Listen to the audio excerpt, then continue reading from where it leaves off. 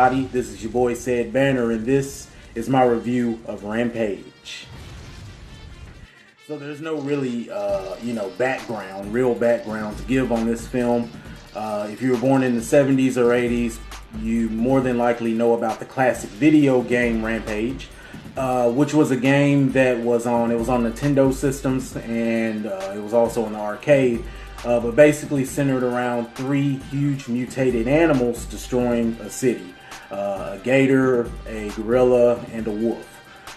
This film adaptation is that. There's really no surprise. Hollywood just took another video game and tried to squeeze a plot into it. The idea of taking a video game and pointlessly putting a plot into it to make a big film wasn't enough. They went and got the generic choice as the star, in my opinion. Dwayne "The Rock" nothing special or magical here. You have Dwayne "The Rock" Johnson as the star, playing pretty much who he plays in all his films for the most part, except he's, I guess, a zoologist, I'm not sure, but works with animals.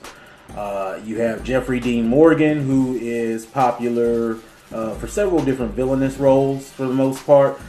Mainly, of course, as Negan on the Walking Dead series.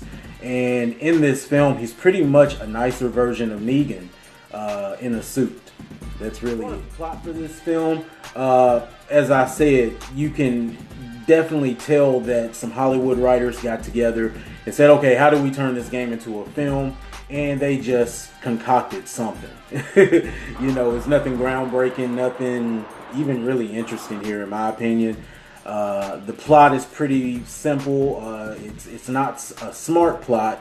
There aren't any big twists or anything intriguing here. It's pretty much just a extravagant story laid out to make an excuse for all the carnage that follows. I'm always big on the pacing of a film. The pacing of this film is rather brisk, and I appreciated that. It clocks in at a little under 2 hours.